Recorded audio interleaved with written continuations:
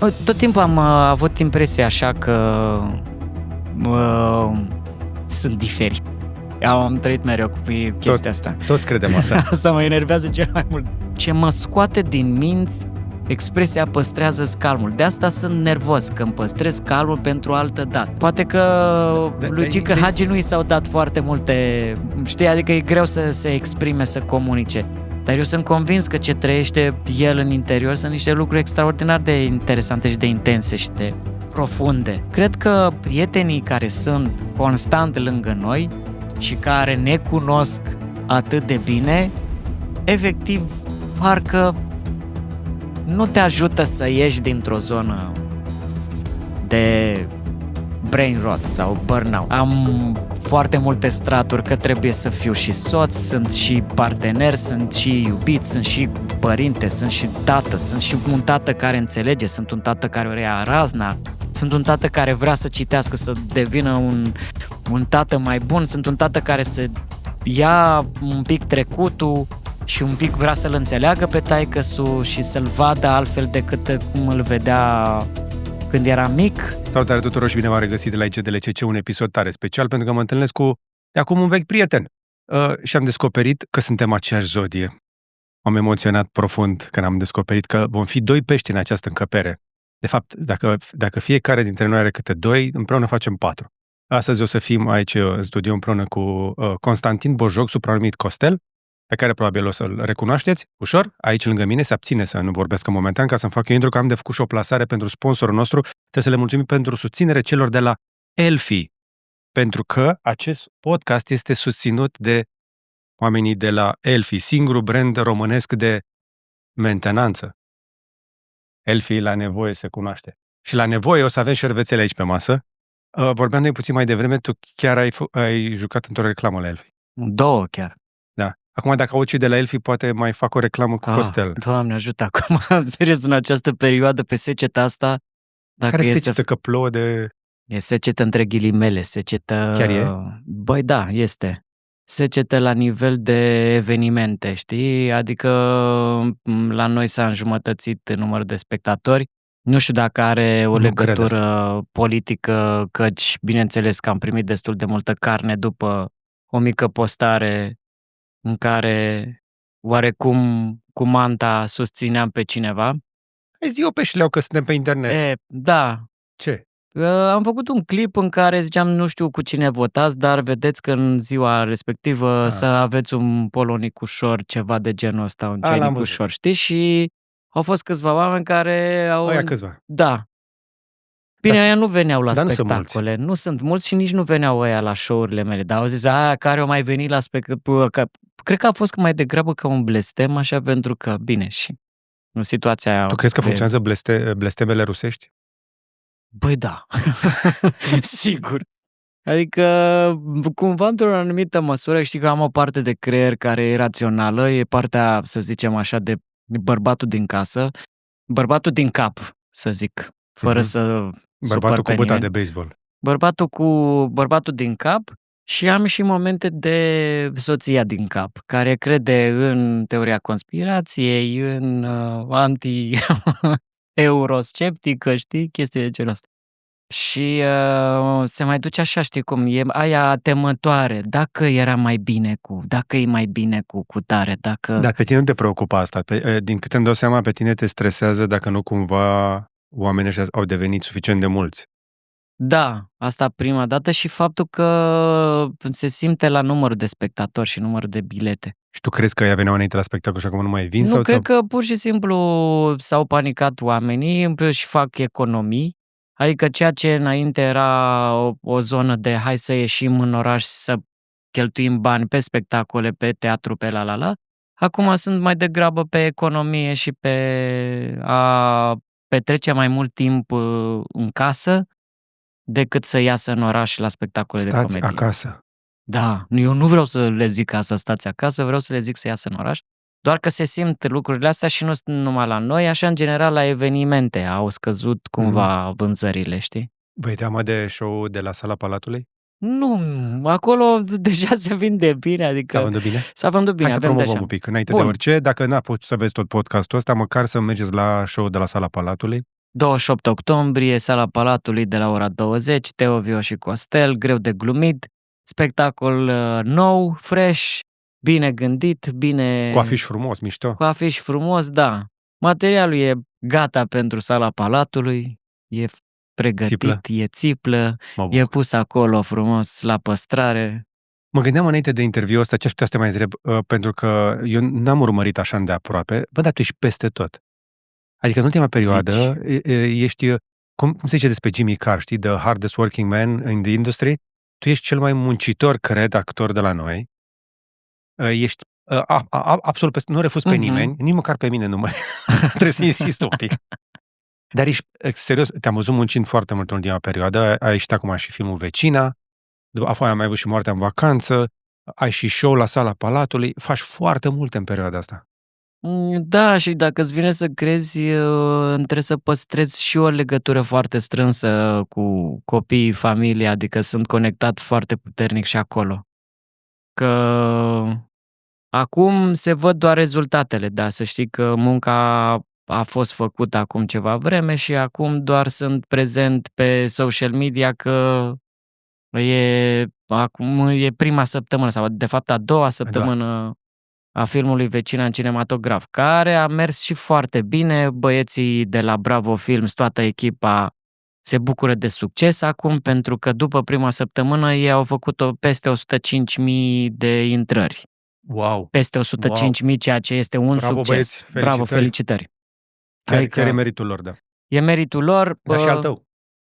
Eu am făcut parte din echipă, mi-a plăcut foarte mult să lucrez la filmul ăsta, m-am legat foarte multe prietenii, adică pentru mine Clujul a devenit așa ca un fel de, nu știu, a doua casă, mă simt mult mai bine decât în Bacău în Cluj. Nu mă mai duc înapoi acasă la mine în Bacău, cum mă duc în Cluj. Eu aș putea lejer să mă mut în Cluj cu familia, căci am relații, am prieteni, am oameni cu care aș putea să ies în oraș, aș putea să fac show-uri acolo, adică aș putea să-mi dezvolt foarte bine cariera și în Cluj. Să vedem acum.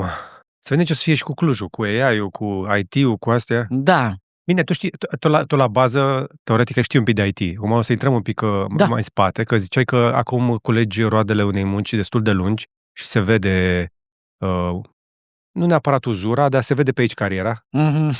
Da. Și n-am de gând să mă vopsesc, mie îmi place foarte mult. Chiar îmi plăcea de când eram mic, îmi plăceau oameni care erau cărunți. Da, și grizonanți, da. Și looking forward to it. Adică le mulțumesc copiilor pentru acest aspect fashion, le mulțumesc că îmi scot pere albi. Da, mie mi se pare fain să-ți accepti cumva schimbările și toată transformarea. Mi se pare faină chestia asta. Hai să mergem un pic în spate, foarte scurt. Nu vreau să insist foarte tare acolo, dar ai plecat din poli și ți-ai dat seama destul de repede. Bine, nu ți-ai dat tu neapărat seama. Nu mi-am dat eu seama. Cine și-a dat seama că tu ai talent? Și-a dat seama un tip la o petrecere. M-am mai tot povestit asta, Octavian Strunilă, cu porecla lui clasică Goga. Cu el am avut așa un ping-pong de bancuri, glume, povești amuzante. Am fost doi oameni funny într-o singură bucătărie. Știi? Doi comedianți intră într-o bucătărie la o petrecere. Și toată petrecerea se mută din sufragerie în bucătărie. Erau colegi de-ai noștri de la automatică și calculatoare care, cercau să se distreze, să danseze, să combine pe cineva. Și s-a mutat toată distracția în bucătărie. Stăteau și în picioare. Cred că acolo a fost primul nostru spectacol back-to-back, să zic așa. Am fost ca un fel de DJ dintre aia, știi, când prelua unul, când se ducea celălalt. A fost foarte tare și omul, nu chiar la prima petrecere, dar la următoarea mi-a propus să mă duc la Cafe Deco și să te bilete. Și să mă urc pe scenă la momentul publicului, să fac 2-5 minute, ceva de genul ăsta. Și cumva după o zi oarecum stresantă în care mintea tot se gândea, oare fac asta, oare nu fac asta, mă duc, nu mă duc. Și bineînțeles, chiar cu momente de, am nebunit, nu mă duc nicăieri. L-am sunat pe ăsta și i-am zis, frate, nu vin nicăieri. Oricum trebuie să-mi dai cheile, noi am avut o seară nebună, am plecat de la petrecerea respectivă și ne-am dus să ne plimbăm de undeva din militar, am ajuns până în Vitan, pe jos, și țac, și el a zis, eu am și eu o mare fantezie maximă, dar de bețiv, nu de altceva. Mi-ar plăcea să mergem într-o bodegă dintre astea unde se bagă la păcănești și să bem un coniac. Bine, hai să facem asta. Și am ajuns pe la 9 dimineața într-o bodeguță dintre astea, după care el trebuia să se ducă la filmare, că filma la acasă ceva lacrimi de nu știu ce iubire, tralala. Și mi-a zis, îți las cheile că trebuie să vină cineva să lucreze, că e înfundat WC-ul. Da? Și trebuie să vină un instalator. Și îți las cheile, tu rămâi aici la mine și primești pe instalator și după aia ne auzim, vedem noi cum ne luăm cheile. S-a întâmplat această chestie. Okay. Și mă rog, până la urmă n-a mai venit instalatorul, poveste lungă încercând eu să o fac scurtă, am plecat cu cheile, trebuia să îi le dau, în seara respectivă trebuia să și urc, în momentul în care m-am întâlnit cu el m-a îndrăvenit cu 2 palme, e genul ăla de prieten care mi-a zis că pac, mi-a dat 2 palme și mi-a zis, tu vii diseară, lasă vrăjeala, știi? Și a fost așa un pic de... M-a pus pe o șină. Șina care m-a dus la Cafe Deco și m-am urcat în seara respectivă și a fost dragoste la prima vedere, senzația mi-a plăcut maxim, adrenalina care s-a instaurat în corp a fost și-a lăsat așa amprenta foarte puternic și de atunci încolo asta s-a întâmplat cu viața mea. Foarte mulți dintre cei care se uită la noi sunt băieți. Și da, okay. te-am lăsat să zici povestea asta. Știu că ai mai zis-o, oamenii care te urmăresc probabil au mai auzit-o, dar cred că e un moment bun pentru ea, pentru că cred că trebuie să ne întoarcem cumva la genul ăsta de inspirație în care să faci switch-ul la momentul potrivit împreună cu prieteni. Da. Părem așa într-o pană de inspirație cu toții. Pare o perioadă proastă din mai multe puncte de vedere, nu doar zici că nu prea vin oamenii, pare lipsiți de motivație, unii dintre noi de cuvânt, oameni care se răzgândesc, promit, nu fac, oameni care doar băltesc. Da. Și nu știu cum facem să ieșim din chestia asta, părem cu toți într-un fel de middle life crisis, ăsta nesfârșit. Da. Și noi suntem la vârsta aia, mulți dintre cei care se uită sunt de vârsta noastră, nu știu dacă îți dai seama, dar noi ca traseu semănăm un pic. Da. Eu tras doar la medicină și m-am răzgândit fix înainte de facultate. Tu te-ai răzgândit în facultate. Adică de la ceva atât de precis, la ceva care nu are nicio hartă, mai ales la începutul anilor 2000, da. E ceva nescris, e o cale nescrisă. Și cred că mulți dintre cei care se uită la noi probabil sunt într-un moment din ăsta, cum mai zic specialiștii ăștia în geopolitică, de inflexiune. De inflexiunea vieții. Adică tu și zici, vine, nu vine războiul, vine sau nu vine catastrofa, vine sau nu a venit ciclonul, vine sau nu vine. E o chestie de asta, stăm într-o expectativă din asta cu toții. Nu așa o simți? Sigur că așa e. Adică poate că e ceva specific oarecum vârstei noastre, dar eu cred că se extinde un pic și în zona celor cu 30, 50, chiar și în partea asta. Adică eu am crezut că e doar pentru cei de 40, căci parcă toată lumea a experimentat asta. Am văzut-o chiar și dau un exemplu, Paraziții. Mi s-a părut că Cypress Hill, Paraziții, parcă la 40 hip-hop-ul așa cumva stagnează. Deci ce mai am eu de zis, despre ce să mai vorbesc? Și pare că se oprește în ideea că ești înconjurat de această incertitudine, inflexiune, cum zici, dar nu știu, cumva trebuie să spargi asta un pic, să te întorci cred că trebuie să te întorci un pic la fundamentele tale, să zic așa. De ce am început să fac asta? De ce îmi place să fac treaba asta? Și să faci cu bucurie, adică să regăsești partea aia de bucurie din a munci, de a crea, de a te implica, de a te motiva. Da, trebuie să umbli un pic E greu să faci chestia mecanisme. asta. Asta e, Sigur că da. asta o să încerc să explorez cu tine. Asta nu știu că te așteptai că o să vorbim despre... Băi, să știi că m-ai prins pe subiect pentru că sunt într-o stare care seamănă un pic cu depresia, pentru că oamenii în această perioadă confundă foarte tare stările. Cred că am intrat într-un burnout, cred că am intrat într-o depresie, cred că am ceva, o stare de tristețe, cred că e de la vreme, cred că e de la nu știu ce. Sau de la brain rot. Sau de... Da, asta e Asta e ultima chestie acum, brain rot-ul. brain rot-ul, da. Doom scrolling până faci brain rot. Da, copiii acum au început să aibă termenii ăștia așa.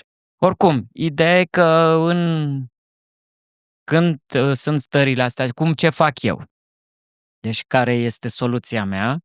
E că acum am lăsat la o parte toate, cum să zic, încercările mele de a mă duce la sală, de a mă disciplina, de a o lăsa mai ușor cu una, cu alta, de a nu știu ce. Nu, am zis, și ceva, sunt liber la orice acum. Okay. Asta e soluția mea. Sunt liber la orice. Dacă eu mă trezesc dimineață și am chef de a crea ceva și simt nevoia să beau o bere, I will do this. Am o perioadă în care îmi las libertatea la absolut orice. Dacă simt nevoia de orice, I will do this. Și nu cu disciplină, nu cu chestii de genul, nu cu disciplina asta dimineață duș rece, nu cu chestii de prima dată trebuie să mă duc la sală, nu cu chestii trebuie să fac curat, nu cu ia să mă uit la mine, stai puțin, sunt aranjată, stai să văd, am forță, nu știu ce. Nu, am mers pe ideea că foarte important este să mă exprim pe caiet. Asta e ce am. Iau caietul și stau o oră jumate, 2 ore și orice mi iese, că nu iese ceva amuzant, stau și scriu. So, yes. Și după aia următoarea chestie. Frate, stai puțin. Acum nu e timpul trebuie să fiu mega odihnit. Dacă îmi vin ideile, dacă e așa, las că o să mă descurc și o să mă relaxez și o să mă odihnesc la primăvară, la vară. Momentan, pe vremea asta, chiar dacă nu am niciun chef, îmi fac chef. Și e chestia asta. Adică cum îți faci chef? Că parcă erai uite, da, de obicei eram pe programul ăsta de dimineață, m-am trezit, ia să vedem, am dus copiii la școală, acum ai timpul pentru creație. Și după aia mă apucam să fac exerciții, iau aplicația Better Me și fac calisthenics. Ok, 20 de minute, jumătate de oră. După aia, frate, ia să-mi pun ginseng cu spirulină și să-mi fac un smoothie și la. Și treceau 2 ore, aveam energie, dar nu aveam niciun chef să fac munca asta pe care trebuie să o fac și anume să stau să scriu și să-mi strofoc creierii să iasă ceva creativ, știi?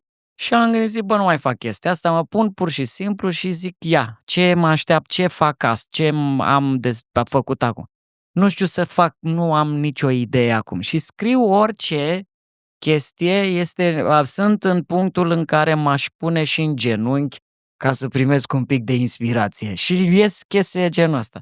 Și stau și scriu și după aceea văd că intru simt o stare de tremurici, de nervozitate. În momentul ăsta îmi vine în cap expresia păstrează-ți calmul. Ce mă scoate din minți expresia păstrează-ți calmul. De asta sunt nervos, că îmi păstrez calmul pentru altă dată. Și vin tot felul de lucruri de genul ăsta pe care le scriu și care la un moment dat sunt, se adună. Gata, ok. Le-am pe asta e o tehnică pe care o folosesc și scriitorii. Adică, indiferent cum te simți, indiferent așa ce faci, creierul poate fi precondiționat ca mașina pe care o programezi dimineața să fie la ora cutare, să scrie. Dacă tu te pui să faci chestia în fiecare zi la aceeași oră, creierul va lucra în background și va pregăti chestia asta.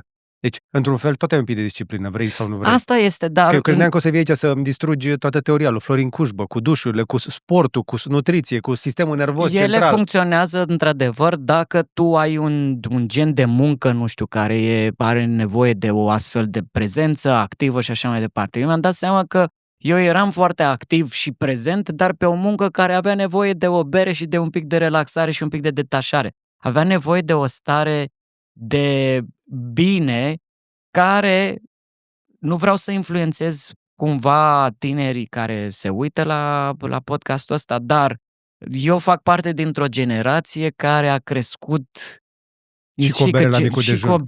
Și cu o bere la micul dejun. Adică, un pic e greu să schimbi aceste vechi obiceiuri. Să-și spune despre generația noastră că este cea mai bețivă generație din toate generațiile. Adică... Da, se prăbușește consumul de alcool și la generația noastră, nu se doar la cei tineri. prăbușește, bineînțeles că nu trebuie exagerat.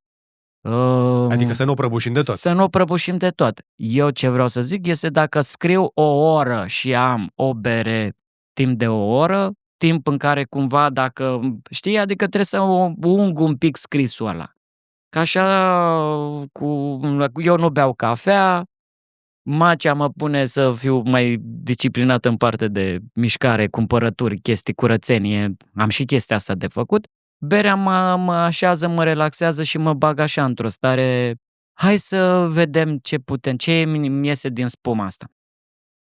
Că e foarte greu cu timpul, cel puțin acum, eu am și chestia asta că un pic sunt într-o criză existențială legată de timpul pe care l-am și pe care l aloc meseriei și creație și așa. Care e problema cu timpul?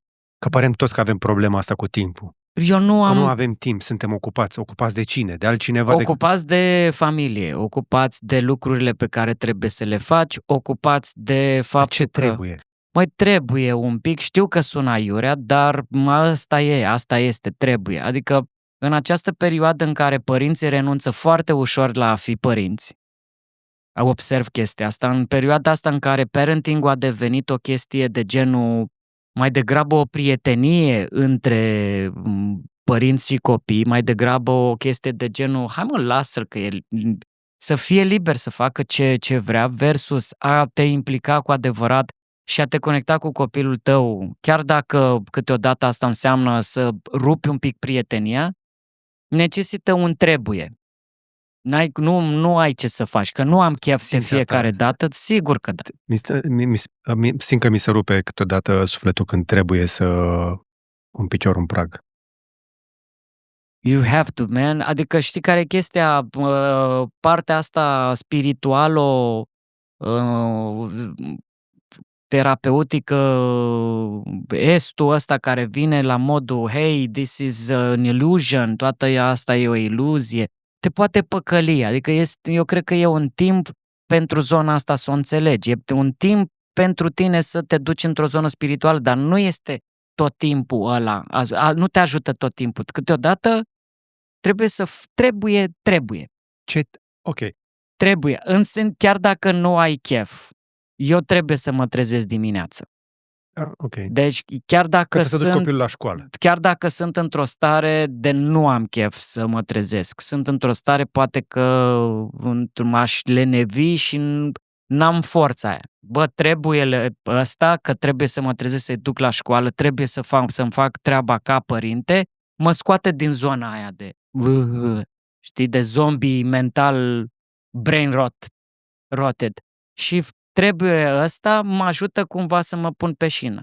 Faptul că sunt provider în casă, eu sunt cel care aduce bani în casă, nu există să intru într-un punct dintre ăla, știi ceva, acum trebuie să mă las în zona de, dacă nu simt că iese, nu o forțez. Nu, frate, am copii, trebuie să scot material, trebuie să fac glume, trebuie să muncesc, trebuie să mă trezesc dimineața și chiar dacă asta înseamnă și o țigară și o beri, fucking write it, man. Asta este. Chiar dacă nu o să fie cel mai bun material al tău, do it.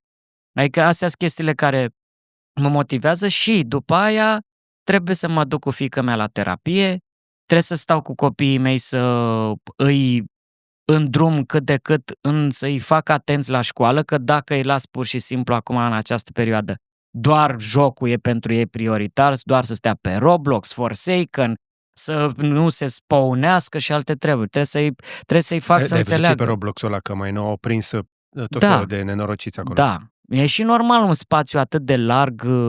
Adică eu am depășit faza cu Roblox-ul. Eu încă sunt în plin vârtej. Da. E greu acolo. Da. Ți-a cerut bani pentru mângeraș din aia? 1200 de lei a primit de ziua lui și a băgat pe toți în Roblox.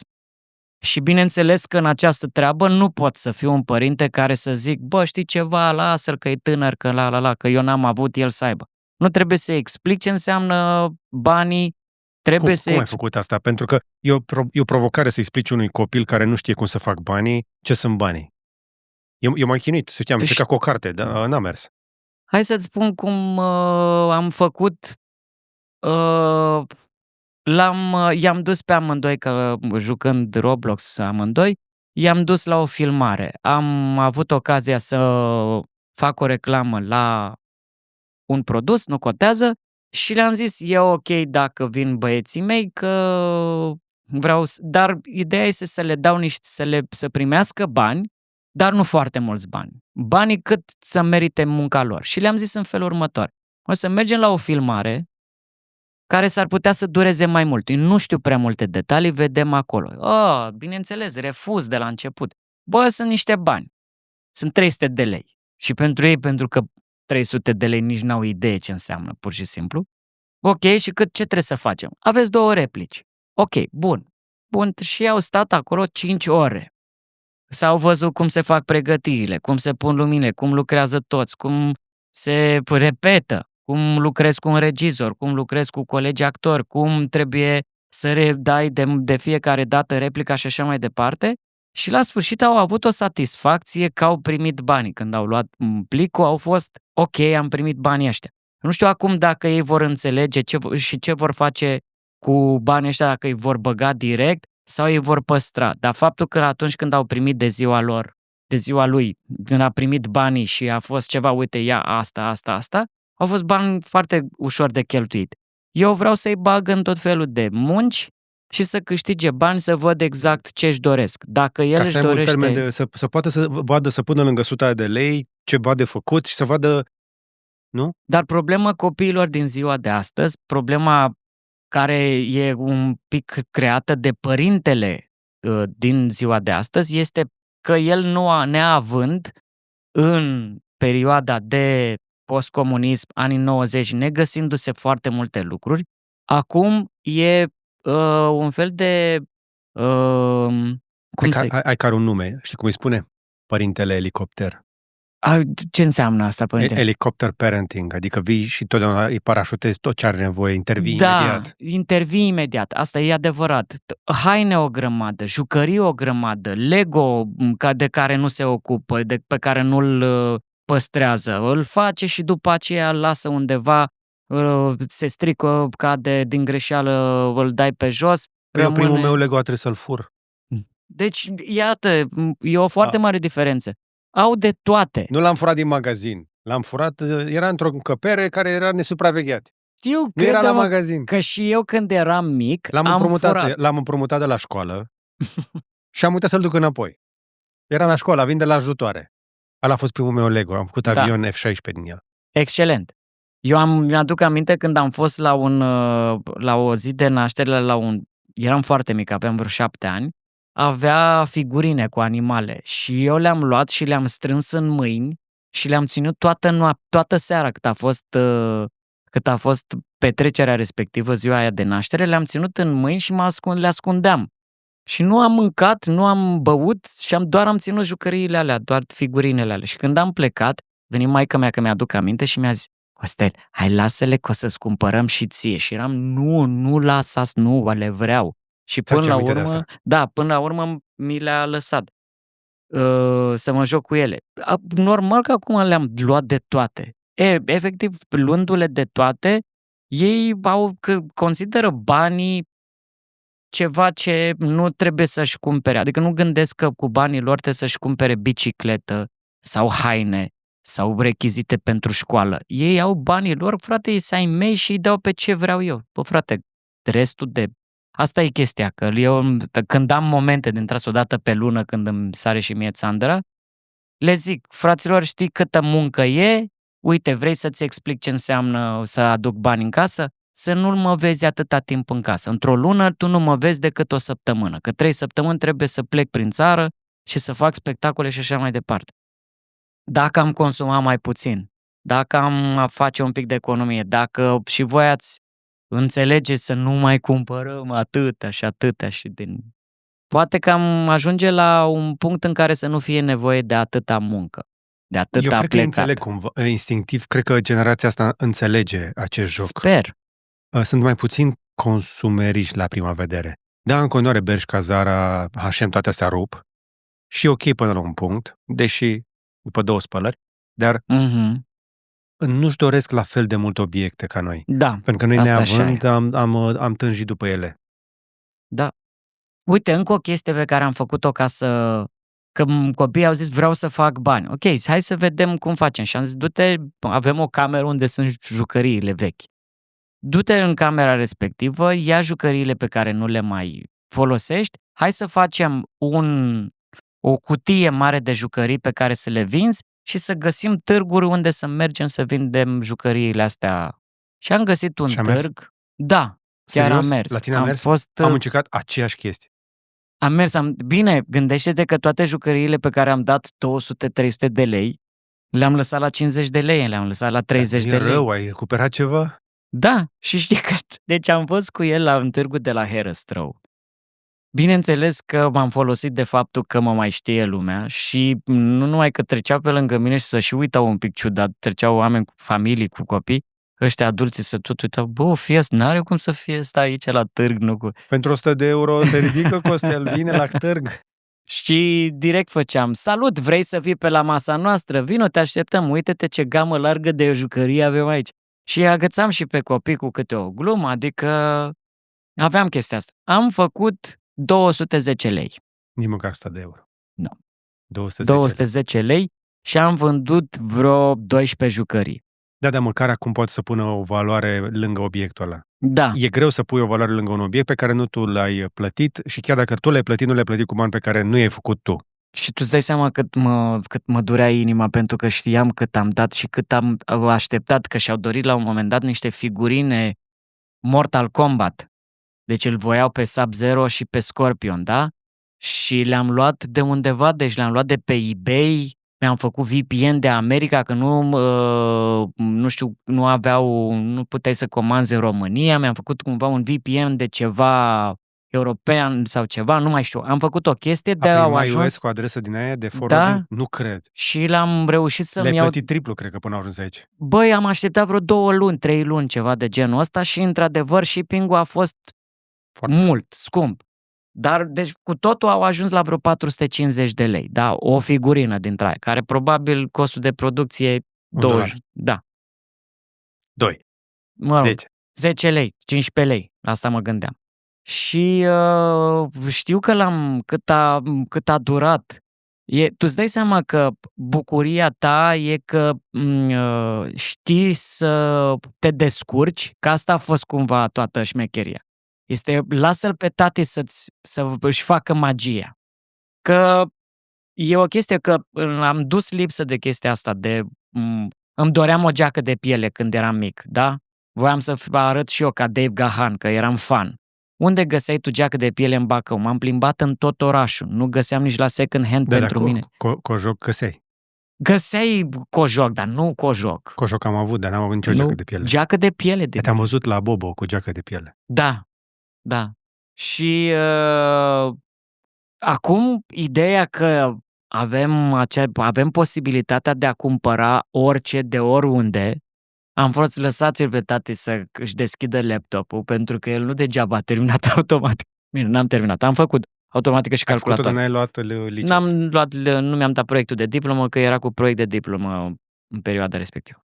Și mă rog, stai și caută, fă-ți în internet, Google, cum faci ca să comanzi din România, la. Și că am comandat și că am dat, până la urmă nu a fost vorba de bani, ci a fost vorba de că am făcut cumva tot posibilul să-ți aducă tati la copil jucăria. Și când a venit după niște luni, când a venit jucăria, când a venit figurina, era mai bucuros decât cu el. A fost și după aia când am văzut în cutia de jucării pe care voia să o ducă la târg, erau cele 2 figurine, Scorpion și Sub-Zero. Fantastic. Și a fost, da, asta este, tată. Așa se întâmplă, na. Mă bucur într-un fel că ai avut dreptate, mă bucur într-un fel că nu sunt atât de consumeriști și nu au zona asta atât de Ei se materialistă. duc după modă, după hype, dar se sting mult mai repede modele ca la noi, ca apar Da. altele. Și cred că o să fie mai degrabă implicați în tot ce înseamnă zona asta online și virtual. Adică ei sunt nebuni după a avea avataruri acolo. Adică și-au mutat consumerismul într-o lume de joc, într-un spațiu virtual. Și e înfricoșător un pic când stai să te gândești pentru ce o să dea bani. E o diferență de generație. Practic, ne auziți aici vorbind despre experiențele generației anterioare care vine dintr-un loc destul de gri, dintr-o dată multe oportunități, exact cum spuneai, poți să cumperi de oriunde.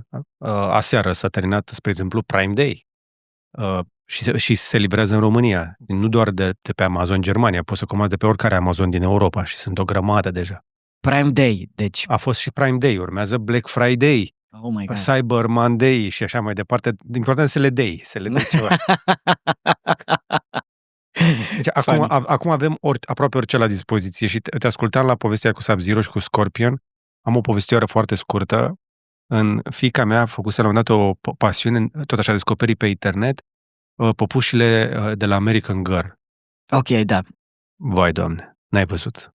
Deci, eu nu credeam că există păpuși care păpușa de bază să fie 100 și ceva de dolari. Și am fost la un eveniment în state și aveam câteva ore în New York. Ce crezi că am făcut eu la câteva ore în New York? Doamne, știu ce zici. M-am dus la magazinul American Girl din mijlocul New Yorkului și am plecat cu o plasă de acolo și până mai aveam o filmare, mai făceam ceva și am plecat cu o plasă mare. Și am ajuns în Times Square. Încă nu intraseră pe acolo, nu era blocată toată de atacuri de tot felul. Și mi-am lăsat plasa 2-3 minute pe un trotuar. Era cât poate să declanșez o alertă. Era atât de mare chestia aia. Vai, Doamne, și am venit cu ea tot drumul. Pe vremea aia încă puteai să ai la bagaj de cabină obiecte care să nu fie de dimensiunea unui mici de fotbal. Știi că acum le-au limitat ăștia la dimensiuni foarte mici. Aveam așa o chestie și am venit cu ea în plasă. Eu n-am avut bagaj de cabină, am avut plasa aia. Deci, și mă gândeam, unde e păpușa aia? Stai puțin ca dată. Da. Oh, man, știu că mi se pare foarte interesant. New York-ul are un impact foarte... O singură dată am ajuns și eu în New York și de atunci visez că mă întorc, visez că ajung pe străduțe cumva... Da. Deci mi-a rămas un pic un pitic pe creier că trebuie să mă reîntorc acolo pentru că aceeași chestie. Am ajuns acolo și nu am făcut deloc chestii pentru mine. Da. Deci pur și simplu am făcut pentru ceilalți. Erau ce am de luat pentru toată lumea. Eu trebuie să iau iPhone, Ben. Nu mi-am luat pentru mine iPhone 1. Ai fost acolo la magazin? Am fost la magazin, am stat la o coadă 4 ore. A fost ceva... Ai prins momentul lansării. Am prins, oricum era $400. Noi ne-am dus cu Chișu, eram cu Vio și Teo, ne-am dus cu Chișu. În ultima zi ne-am împrumutat de la el cu lejer vreo $1.500 ca să mai luăm chestii. Deci noi ne-am cheltuit banii pe o grămadă de lucruri pe acolo și în ultima zi ne-a dus el la un mall fix cu reducerile lor. Fix lângă World Trade Center, fostul. Lângă turnuri.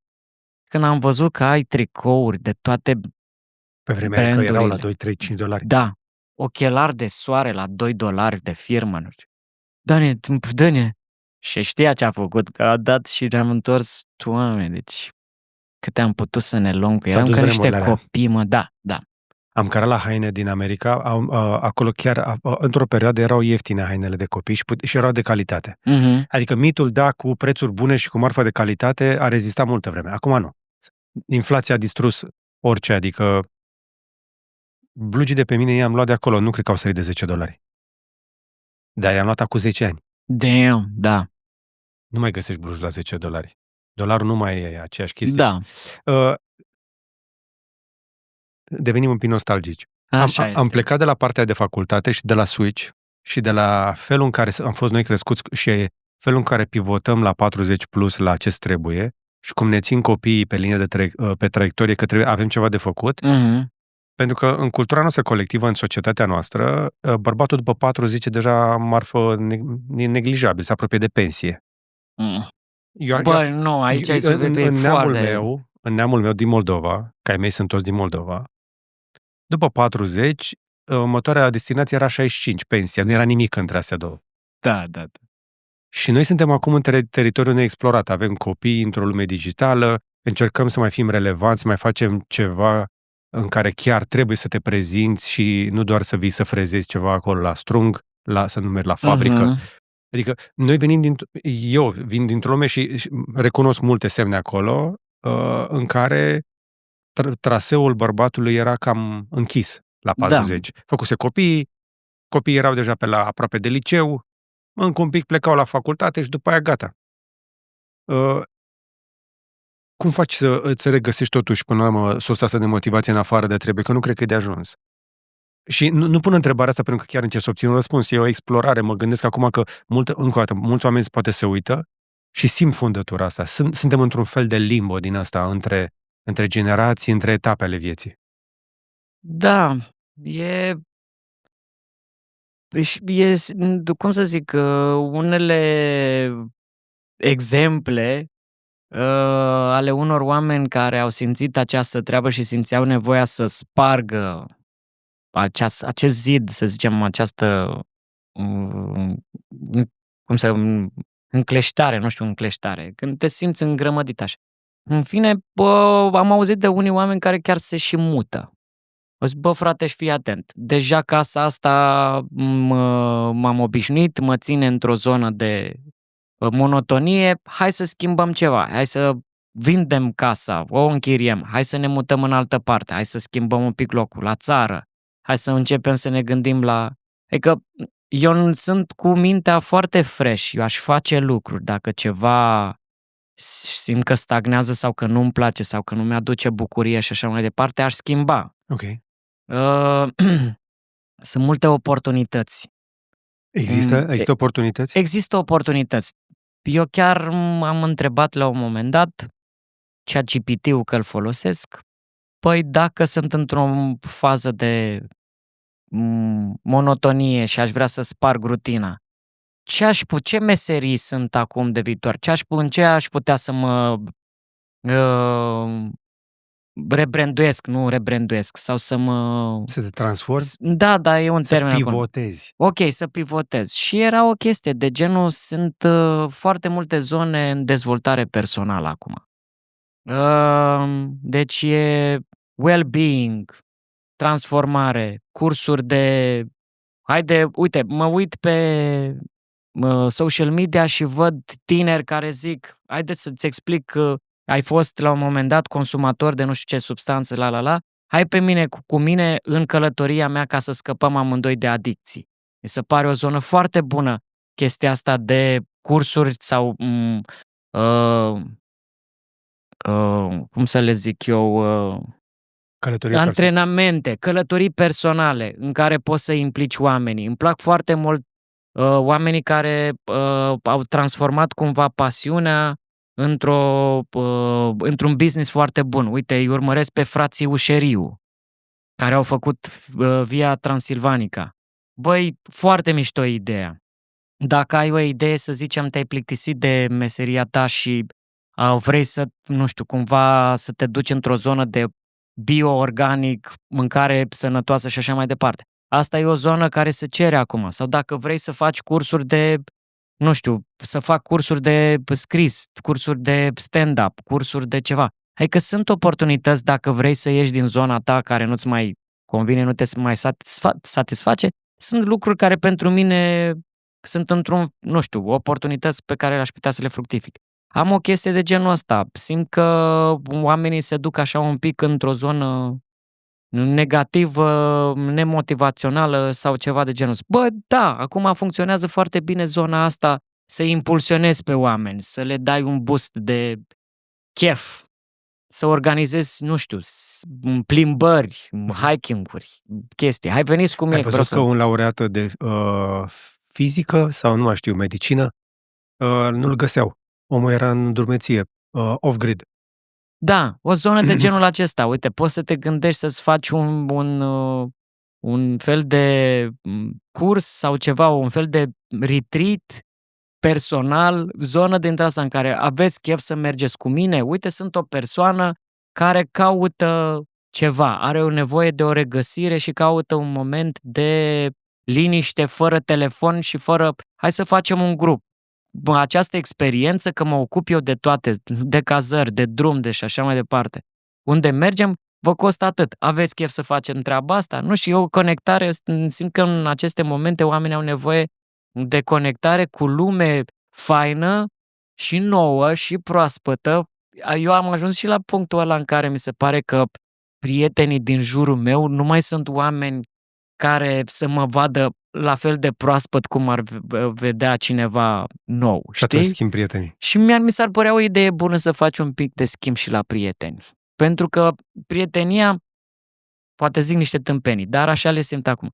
Prietenia e atunci când, indiferent cum trece timpul și indiferent dacă ești lângă persoana respectivă sau nu, când te vezi cu persoana aia, e o bucurie de întâlnire, e o bucurie întâlnirea, știi? E faină discuția. Și cred că prietenii care sunt constant lângă noi și care ne cunosc atât de bine, efectiv, parcă nu te ajută să ieși dintr-o zonă de brain rot sau burnout sau... Simți chestia asta, că prietenii te pot ține pe loc? Da, Pentru că simt asta.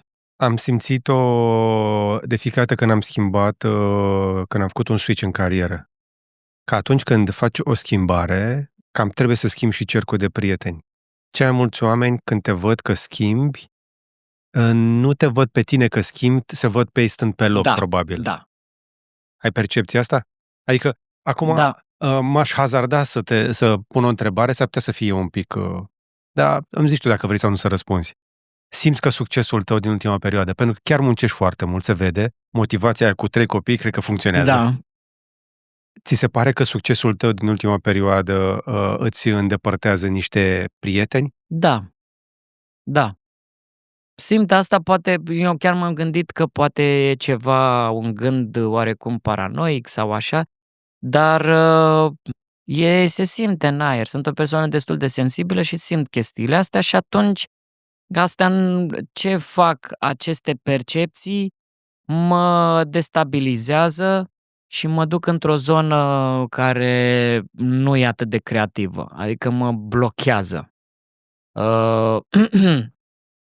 Nu știu cum să explic foarte bine, că nu am stat foarte mult să analizez asta. Hai să zic, că eu am analizat-o, că am simțit-o la mine. Mai am foarte, foarte puțini oameni, nu mi-ar încăpea pe degetele de la o mână, de la fostele joburi, unde am lucrat cu foarte multe zeci de oameni cu care mai țin legătură. Știi, și ajung când lucrezi foarte mult cu niște oameni, ajung să-ți devină, știi că avem chestiile astea în cultura organizațională, cu prieteni, familie. Suntem o familie aici. Da. Da? Suntem împreună așa. În momentul în care nu mai ești acolo, ai dispărut din familie, păi stai puțin, că familia era mai mult de atât. Da. Știi? Asta este o exagerare corporatristă din asta, în care suntem cu toții o mare familie. Nu suntem. Suntem aici la job să facem bani pentru acționari. Mm-hmm. Dar chiar și așa se creează niște relații umane. Și în momentul în care tu pleci din acel setup și te duci în alt setup, te duci mai sus, în lateral, da, oamenii încep să se uite ciudat la tine. Și nu trebuie să fie neapărat într-o corporație, poate să fie într-o industrie, poate să fie într-un mediu, poate să fie într-o gașcă. E un pic traumatizant să te uiți la oameni de care ai fost atașat și să zici, bă, trebuie să renunți la ei. Mm-hmm. Dar trebuie? Crezi că trebuie? Pentru o perioadă, aș zice, eu cumva văd că la un moment dat, ca să poți să te întorci, și trebuie să pleci un pic așa, trebuie să te îndepărtezi un pic, trebuie să te retragi, trebuie să-ți faci treaba ca apoi, bine, nu mă gândesc la modul doar să fii ambițios, numai eu, nu mă gândesc într-un mod foarte egoist, ci chiar într-un mod în care momentan nu ne facem bine, nu suntem bine unul cu lângă celălalt. Câți prieteni ai în stand-up? Băi, grea întrebare, că nu știu. Așa, colegi... Că părem toți good vibes only, dar suntem, de fapt, colegi de industrie. Câți oameni poți să-i consideri prieteni? Mai mult de 2? 1,5? Da, hai să zicem 2 acolo. Tot timpul sunt cam 2. Că observ că prietenia e prietenie, pentru că chiar dacă relația dintre noi conține și un pic de, să zicem, nu chestii cu o conotație mai negativă. Să zicem, câteodată Invidie. ești invidios sau câteodată... Dar invidia e bună. Trebuie să vezi că Este... Costel are 2 filme, au făcut ea rol pentru el. Bă, rolul din Moartea în vacanță s-a făcut pentru tine. Da. Și acum te uiți la chestia aia și zici, Costel rupe. Și tu te uiți și zici, și eu? Păi stai puțin, că n-am avut noroc. Mie nu mi s-a dat o șansă. Da, adică chiar dacă sunt lucrurile astea prezente, oarecum să știi să fii peste ele ca să fii prieten, adică să fii cu celălalt. Da, vezi. Așa că, uite, chestia este că eu cred că colegii cu care împărțim această prietenie sunt foarte umani și foarte oameni, adică nu lasă foarte mult zona asta de emoție și de poate invidie sau poate... Cine e prietenul la care te ia așa cum ești? Cine e prietenul care mă ia așa cum sunt? Băi, am unul, dar cu care... Nu vrei să-l faci public? Nu. Adică știi care e faza la... Ți-e frică să nu-l pierzi? Nu, să nu ți se fure? Știi care e faza? Că să nu se strice? mai toți care sunt în jurul meu, care sunt colegi la stand-up, mai toți au câte ceva din acel prieten de care am nevoie. Okay. Știi, adică prietenul de care am nevoie este și unul care să-mi spună când o iau pe câmpii, și unul care să mă motiveze, și unul care să mă motiveze ca lumea nu să mă laude la modul, mamă, ești foarte bun la fiecare show. Chiar ești foarte bun, Costel. Apreciez. Dar e cineva care adică eu simt nevoia unui om, nu știu de ce, dar care să suplinească partea aia din mine care mă critică foarte tare, care mă judecă. Eu sunt un autocritic dur, mă judec foarte tare, mă ambiționez, trebuie să mă ridic, știi, adică am chestia asta. Okay. Și am nevoie de partea aia de blândețe oarecum, care poate să vină de la... Am un prieten care mă acceptă așa cum sunt, dar să zicem că nu mi-e foarte ok, pentru că e un tip care e cu adicții foarte multe și mă trage în zona aceea de abuz. Dar ăla mă acceptă foarte așa. Am un prieten cu care mă duc la sală, mă susține, dar nu e genul care să mă motiveze să fac, știi, adică fiecare are câte o chestie care mă scoate, mă duce în jos un pic. Și ăștia suntem comedianții până la urmă. Chiar mă gândeam la chestia asta zilele trecute, că spre deosebire de zona de trupă care a existat înainte, Divertis, Vacanța Mare, Vouă, grupul Vouă și așa mai departe, umorul care se făcea, umorul de personaje, umorul de dialog și umorul de cuvinte și punchline-uri și așa mai departe, stand-up-ul cred că a venit cu un umor de suferință. Eu cred că a venit dintr-o zonă în care fiecare, pe lângă faptul că își făcea glumele, ați observat că și observațiile astea care veneau și perspectivele astea veneau dintr-o zonă în care cumva a suferit. Cumva... Avem traume multe pe aici. Și trebuie să vărsăm mult din noi. Și asta mi se pare că la stand-up vine foarte multă lume și povestește despre o zonă din viața lui personală, și toate chestiile alea au trecut cumva, au avut la bază o suferință, o traumă, un necaz sau, știi, adică nu vine dintr-o zonă, vorbim despre partea politică ca Divertis sau vorbim despre o zonă dintre asta de interviuri cu oameni și personaje și așa mai departe. De asta mi se pare că stand-up-ul de la un punct încolo devine așa un moment în care hai să vedem ce mai scoatem la suprafață din oala asta de suferință. Ce mai scoate? Și de la un moment dat e ceva, vrei și tu să trăiești bine, să te simți bine și să fie dintr-o zonă pozitivă. Good vibes. Dintr-un good vibes. Și pentru că urmăresc foarte mult stand-up, am observat că este un tip în vârstă, un bătrân, nu mai știu cum îl cheamă, dar e un bătrân care face stand-up și este într-o zonă foarte pozitivă. Că mi se pare că acolo la bătrânețe nu mai ai ce să mai scormonești în suferință, ci e o perioadă în care... Ai scos deja suferințele până Da. la 40 și ai început Asta să devii zic. foarte sincer, ți-ai selectat prietenii, l-ați văzut. Cât ani? Puțini, Da, dar aia pe care i-ai deja, le cam știi ce le poate pielea, știi cât poți să iei de la ei, nu te încrezi orbește în ei, da, nu te duci să-ți bagi banii la multilevel cu ei sau la păcănea, da, dar bei un pahar cu el, sigur. dar nu prea târziu, că mâine neață duc copiii la școală. Ai concluzionat foarte bine ce am încercat să zic. Ai pus foarte bine în cuvinte, minunat, perfect. Suntem cu toții traumatizați, venim dintr-o etapă traumatizată, ăștia mici n-au traumele astea și nu știu dacă ei vor putea să facă umor de genul ăsta. Mă uit la comedianții mai tineri, n-au traume. Așa că dacă n-au traume, care-s glumele? Da, interesant. Am văzut unul absolut cringe aseară, Pe unde? pe YouTube. Vrei să-i dai numele? Nu. Am văzut un comedian tânăr absolut cringe. Și mi se părea așa foarte forțat. Iar încerca să intre în rolul unui stand-upper sigur de sine. Aoleu, și cât stai puțin că dacă cred că știu la cine te referi. Știi, și încerca Avea să părul judece. brunet și zicea așa. Așa, și Da. încerca să judece cumva societatea și actorii Da. din ea așa, de la înălțimea experienței, vârstei. Da, sigur că da. Înțelegi ce zic? Sigur că da. Poate să fie foarte cringe. Poate să fie foarte cringe. Singurul care a reușit să treacă bine și să aibă succes tânăr fiind, singurul comedian care a ars-o bine ca tânăr a fost Eddie Murphy. Da. Singurul că a avut 2 specialuri până în 20 ceva de ani. Deci Asta că mai Raw ești și pe Delirious. Raif acum e foarte bun. Da.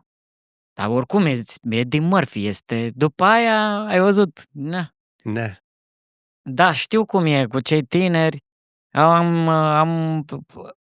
Eu am experiența unuia care venea de la 16 ani. La 16 ani făcea stand-up și care a făcut în continuare și care mi-mi place cum unde a ajuns. E Mane. Ok. Mane, eu știu de la 16 ani. Avea glume la 16 ani care efectiv imita un comediant mai în vârstă, cu mai multă experiență. Un comediant la vreo 20 și ceva Dar vezi de ani. că e mimetică chestia asta, este Da. imitație, este un joc al imitației. Mă uit la tine, nu cred că pare, eu chiar cred că e autentic ce văd la tine, adică văd Bacău, văd Bucureștiul, văd țara, văd postcomunismul, ai și jucat în niște filme pe tema asta. Da. După care vine și această nonșalanță, această neîndemânatic, dar nu e neîndemânatic. E un wise sloppy. Da, ok. Da? Adică partea așa neîndemânatic, dar ai ceva acolo în spate. Adică mă uit la tine și da, hai să vedem cum sunt mai multe straturi, nu e doar un strat. Aici e toată treaba, că și eu văd fix la fel că dacă eu cum îmi construiesc un material, prima dată îi zic povestea, după care adaug glumele, după care mă uit în poveste și zic, dar în povestea asta ce e? Că fiind foarte foarte multe inspirate din viața mea, e clar că sunt lucruri acolo, substraturi și așa mai departe. Zic, dar aici ce s-a întâmplat? Care este ideea? Păi aici eram într-o stare așa. Ok, hai să vedem cum ne jucăm în așa fel încât să băgăm lucruri și pe dedesubt, în așa fel încât să fie cât se poate de plin și de colorat. Seamănă un pic cu felul de a lucra pentru un personaj de teatru sau de un film, dar nu neapărat ușurel, adică rămân cu cheful și cu ambiția de a mă gândi că la un moment dat o să fiu distribuit într-un film și o să mi se dea un personaj care să fie așa de lucrat cu el. Ar trebui să vină unul acum, că ne-a arătat 2 versiuni de Costel foarte șmechere. Da, și mi-ar plăcea foarte mult să lucrez să mi se dea un personaj care să mă macine, da, un pic să fie... Hai să vedem dacă putem lucra mai adânc, adică cu chestii, că Eu sunt foarte cred vesel, că mă duc poți. pe scenă, mă duc și îmi zic pe varianta mea, dar după aia când ajung acasă am foarte multe straturi, că trebuie să fiu și soț, sunt și partener, sunt și iubit, sunt și părinte, sunt și tată, sunt și un tată care înțelege, sunt un tată care o ia razna, sunt un tată care vrea să citească, să devină un tată mai bun, sunt un tată care să ia un pic trecutul și un pic vrea să-l înțeleagă pe taică-su și să-l vadă altfel decât cum îl vedea când era mic, să-l înțeleagă în profunzime, adică am o chestie, am ca orice om care, știi cum, caută. Uite, poate că lui Gică Hagi nu i s-au dat foarte multe, știi, adică e greu să se exprime, să comunice. Dar eu sunt convins că ce trăiește el în interior sunt niște lucruri extraordinar de interesante și de intense și de profunde. Și are o filozofie foarte faină, doar că așa, asta e pentru el, știi? Mie îmi place foarte mult că mă uit cât îl văd de dedicat și mi se pare că e un talent născut pe un om foarte muncitor și ambițios și are, cum să zic, are foarte multe povești faine în spate. Da. Dar noi vedem doar acea imagine. Am rămas cu Gică Hagi așa. Știi că e o vorbă în engleză, it ain't stupid if it works. Dar cred că e valabil și la oameni. Dacă omul ăla livrează, sigur nu e prost, că n-are cum. Da. Nu poate să... Noroc e o dată. Da. Noroc e o singură dată. Mă uitam așa la tine pe parcursul interviului, cei care poate că au ajuns la minutul ăsta, se uită așa și zic, la început au văzut probabil un puști întârziat, după care au văzut că e ceva acolo. Pe măsură ce avansezi într-o conversație cu Constantin Bojog, descoperi că e mai mult decât Costel acolo, este un profesionist și profesionistul ăla chiar muncește, chiar își dorește, are motivație și cred că de motivație avem nevoie. Acum nu te-am adus să te periez, nu aduc foarte des actori sau oameni de comedie, încerc să obțin ceva valoros, mai puțin divertisment, că sunt oameni care fac podcast foarte bun de divertisment la noi.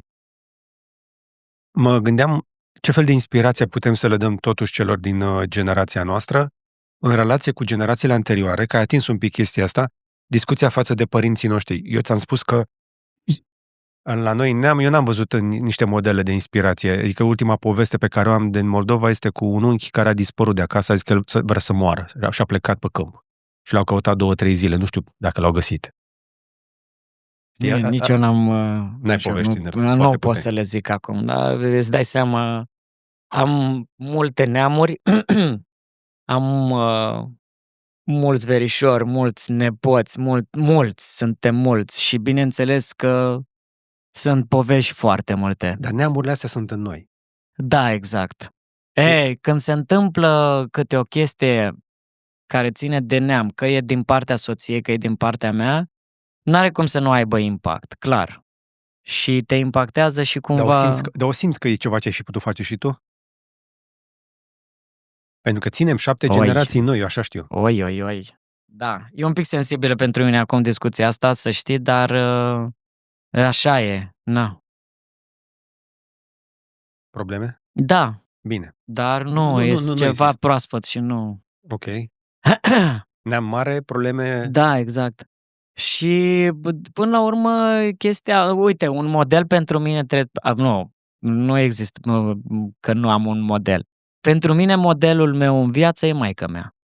Partea feminină. Da. Partea feminină întotdeauna salvează, mai ales în Moldova. Băi, da. Pentru mine inspirație, bunica tot așa. Ambițioasă, muncitoare, atentă, în continuare super prezentă, conectată. Dacă e orice chestie pe care o am față de copii sau ceva, trebuie să se intereseze direct, se documentează, se interesează. Uite că am citit, îți trimit pe WhatsApp. E foarte... O să vadă și podcastul ăsta? O să-i zic să se uite, da. Dar vede tot, nu? Urmărește tot pe tine. Da, și-a făcut și cont pe Instagram. Asta este partea cea mai pare. Și-a făcut un cont pe Instagram. Da, maica mea e pe Instagram și îmi reacționează la toate postările, la toate story-urile. Și e mișto la ea și îmi place foarte mult la ea faptul că păstrează tradiționalul cu noul, cu modernul, cu actualul, pentru că ea mi-a insuflat partea asta de creștin și de biserică. De când eram mic, cumva am fost foarte apropiat de partea asta, după care bineînțeles că m-am îndepărtat. Partea de rebeliune, de copilărie, de lasă-mă că pot să mă rog în cum vreau eu, lasă-mă că nu trebuie să mă duc la biserică și așa mai departe. Am căutat după aceea într-o zonă spirituală alternativă, da, o zonă orientală, am ajuns chiar și pe lângă tot felul de guru. De-aia ziceai mai devreme că asta din Est nu te inspiră prea tare. Da, am ajuns acolo, am văzut ce se întâmplă, nu știu, e un pic altfel, nu sunt obișnuit, nu pot să rezonez foarte tare și pentru că am avut nevoie, copiii când au apărut, bineînțeles că n-a fost ușor, cu fiecare dintre copii am avut câte ceva de dus, știi? Un copil prematur, un copil cu sindrom Down și atunci pe asta m-a apropiat foarte tare de partea de biserică și de partea de credință, dar nu aia habotnică și nu asta care să intervină în politic sau care se implică. Nu, e doar partea de tradițional, de ritual, de a te duce și a boteza, ce presupune această chestie, ce înseamnă să te rogi.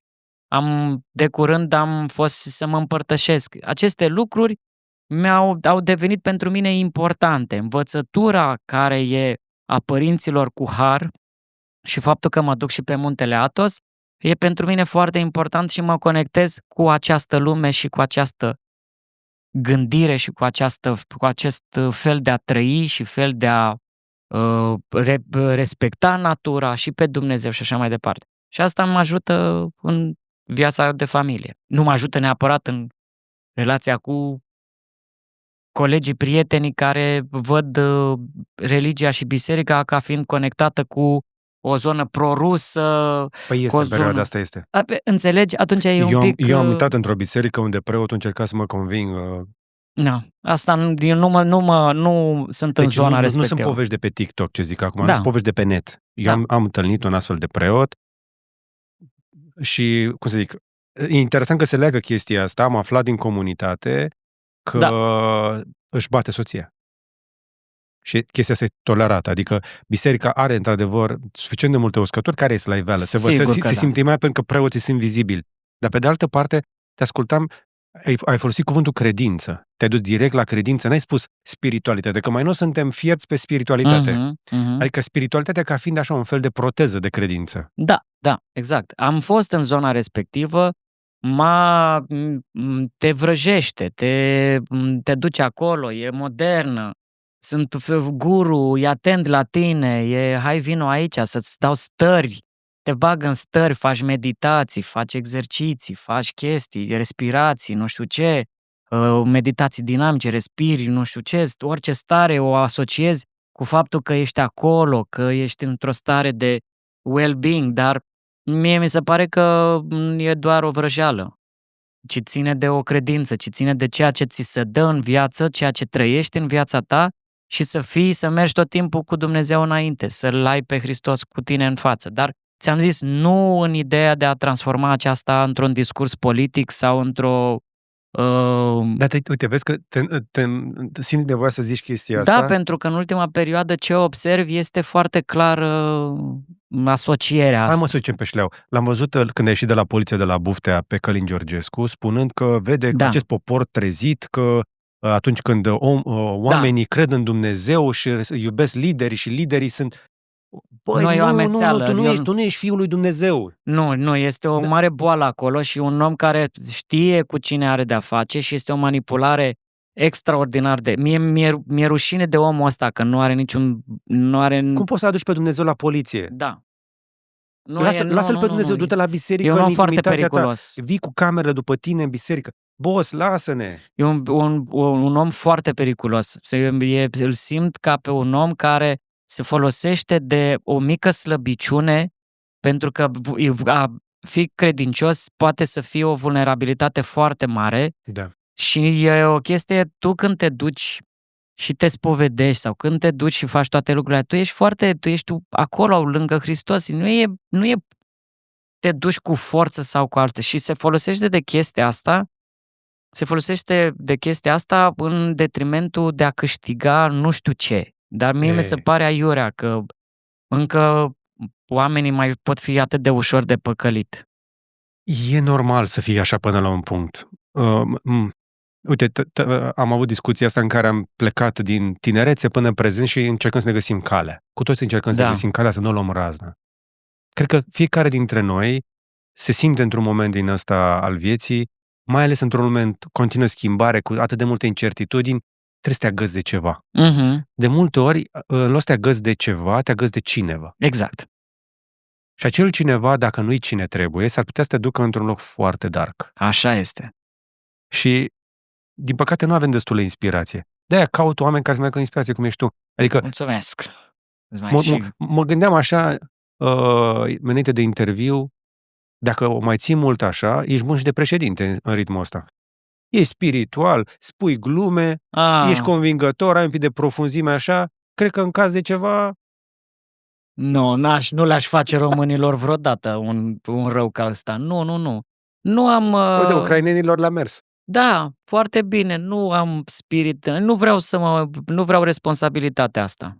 Momentan nu mi se pare ok, n-aș putea să o duc. Știu că jocul acesta, adică trebuie să fii într-o zonă de nebunie să crezi tu că ai putea să faci o schimbare având în vedere sistemul deja consolidat, care există și va exista și n-ai ce să faci. Este fosilizat. Sistemul este plin de fosile. Tu dacă ai impresia că poți să faci ceva de la tine putere, fără să, nu doar așa printr-o idilă, o fantezie, o să schimbăm noi popor, nu, e prea adânc înrădăcinat și tot ce poate fi schimbat este să se audă nemulțumirea noastră, să se audă, să se vadă, să ieșim la proteste, să ieșim să ne exprimăm nemulțumirea, să o spunem pe social media, să o expunem, în așa fel încât cumva să nu mai fie chiar numai cum vor ei. Dar este cum vor ei, pentru că ei au înțeles foarte bine structura acestui popor, îi aruncă câte o fosilă din asta, din sistem. E o fosilă aruncată din sistem. Da. Care atrage niște oameni, le dă direcție, le fluieră direcția și oamenii se încolonează pentru că a ieșit un sondaj recent că jumătate din români ar vota un alt partid dacă ar exista. Un partid care nu există, știi? Da. Adică în momentul în care ai votat ceva ce nu există, e ceva ce lipsește. Da. Și nu știu cine o să facă chestia aia și tare mi-e teamă că într-o etapă în asta în care algoritmii sunt forță, sunt putere, iar algoritmii maximizează mesajul negativ, că vorbeam de stand-up, da? Că știi tu un comediant care face umor pe pozitiv. Da. Dar în momentul în care faci o postare pozitivă versus una pe negativ, nu știu care dintre astea două o să rupă internetul și o să atragă urmăritori și apoi votanți. Și tocmai de-aia văd această polarizare care duce într-o zonă de tensiune. Da. Încât simțim cu toții în aer că un conflict este inevitabil. Am ajuns la percepția asta că conflictul este inevitabil pentru că nimic nu mai este bun, nimic nu mai este mulțumitor. Și adică tu conflictul ăsta cum l-ai defini? Este un conflict care va fi doar în exterior, e un conflict care se va produce în interior? Eu cred că pleacă din noi. Pleacă din noi, nu? Așa eu... Cei mai mulți dintre noi, uite, tu ai zis că te-ai dus către credință, ți-ai găsit un scop, faci ceva, te ții ocupat cu niște lucruri, ai o motivație. Ai un set de lucruri care te țin pe cale. Da. Cei mai mulți oameni n-au chestia asta. Eu nu cred că cei mai mulți, sunt o grămadă, vezi în privirea lor că sunt rătăciți. Uite, o să zic o chestie. Acum 2 zile am trecut pe podul de la Băneasa de aici. Îi cer scuze dacă am făcut o greșeală, dar m-am intersectat cu un tip ca noi, așa la vreo 30 și era în ploaie, că a fost ploaia aia, era cu o bere pe malul podului, fix deasupra liniilor de cale ferată și vorbea la telefon. Mi s-a părut ceva ciudat acolo. Da. Mă grăbeam undeva, aveam o filmare, m-am dus și m-a apucat mușcările, 500 de metri, acolo și m-am întors. Ok. M-am întors pe partea cealaltă de pod și era încă acolo. în ploaie, vorbea la telefon. Și mi-am dat seama că vorbește la telefon cu cineva și este într-un moment. Și era și cu berea lângă. Foarte important că ai făcut asta. Și am sunat, m-am oprit lângă secția de poliție și am sunat la 112 și pe aia am trecut iar pe lângă el și în timp ce vorbeam la 112 am oprit lângă și am dat geamul jos. Și a venit la geam, salut, ești bine? Bă, și până la telefon, era așa un pic dezorientat, da, sunt bine. Zic, ești sigur că ești ok? Da, zice, dar cu cine vorbești acolo? Și zice, nu-i spuneți ziceți că vine un echipaj de ajutor. O să vină cineva să te ajute. Și ce, dar n-am nevoie, dacă vrei, mă duci tu undeva, mi s-a făcut un pic teamă de el. Am zis, nu le iau. Cine știe ce-o fi? Și am zis, te rog, așteaptă puțin că o să vină cineva. După 10 minute m-a sunat un polițist care mi-a vorbit foarte de treabă omul și zice, știți, suntem aici, suntem vreo 2 echipaje, nu-l găsim. Dar să știți că am căutat și de sub nu e jos. Ok. A înțeles polițistul. Și zic, vă mulțumesc că ați venit. Și zice, nu, noi vă mulțumim. Mă așteptam să mă înjure, că i-am pus alerge pe poduri, îți dai seama. Zice, nu, chiar vă mulțumim că ați sunat. E important să faceți chestia asta. Foarte mișto că ai făcut asta. Mi s-a făcut un pic rușine de omul ăla, pentru că nu știu în ce stare era, nu știu ce s-a întâmplat cu el. Cred că l-am făcut să se simtă prost când ne-am trimis poliția acolo, dar mie mi se părea că era într-o situație limită. Nu. E foarte bine și, într-adevăr, oameni buni, dacă faceți asta, dacă vedeți oameni care sunt, nu știu, dacă simțiți ceva pe lângă ei și simțiți nevoia să ajutați cumva, chiar și asta înseamnă, chiar și dacă trimiteți un echipaj de poliție, poliția nu e să-l ducă deci polițistul ăla mi-a vorbit atât de frumos și a zis, ați făcut foarte bine că ne-ați chemat, chiar îl căutăm, vă mulțumim că ați sunat. Nu mi s-a întâmplat niciodată să mulțumesc că poliția că am sunat. Excelent. Știi? Deci sunt oameni cărora le pasă. Și... Da. Să știți că, uite, am și eu un caz când poliția chiar și-a făcut treaba nu la modul să vină să se folosească de autoritate și așa mai departe. Sunt cazuri foarte multe în care oameni care sunt aproape de suicid sau aproape de a face o mare tâmpenie și vin polițiștii, îi simt, știu niște tipare și vin și vorbesc și te salvează. Deși nu e treaba lor.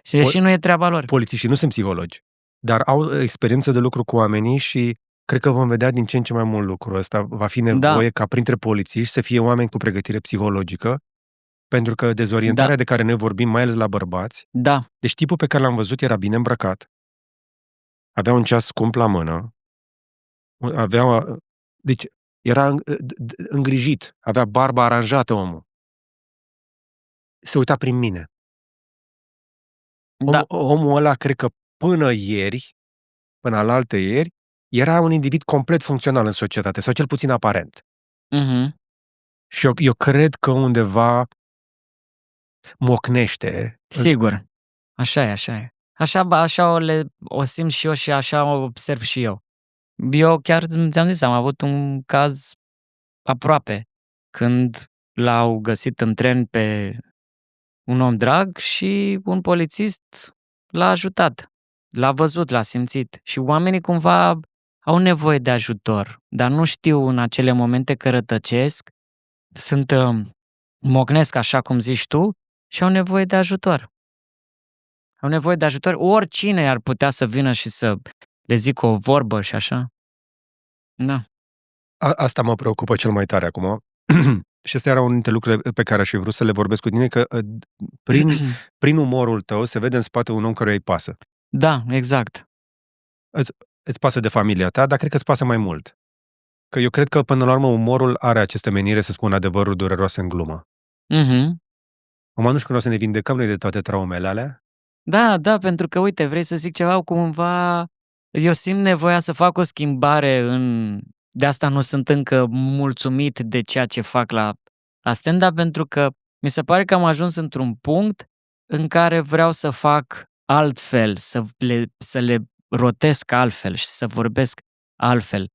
Uitându-mă la ultimul material, tot zic, bine frate, tot țin langa despre că e greu, că uite nu știu ce criză, că cu copiii, dar aș zice ceva la un moment dat, că sunt într-un punct în care această stare oarecum neplăcută e ocazia mișto de a mă transforma și că e o ocazie foarte faină de a deveni mai sincer, să, nu știu, să fiu mai puțin cu măști, să fiu mai puțin doar omul ăsta care e văzut așa. Adică am chestia asta acum, cum să o dau, dar neștiind de unde să o Cuvântul pe apuc. care îl cauți și pe care l-am mâncat toți pe pâine în ultimul an, mai ales, este autenticitate.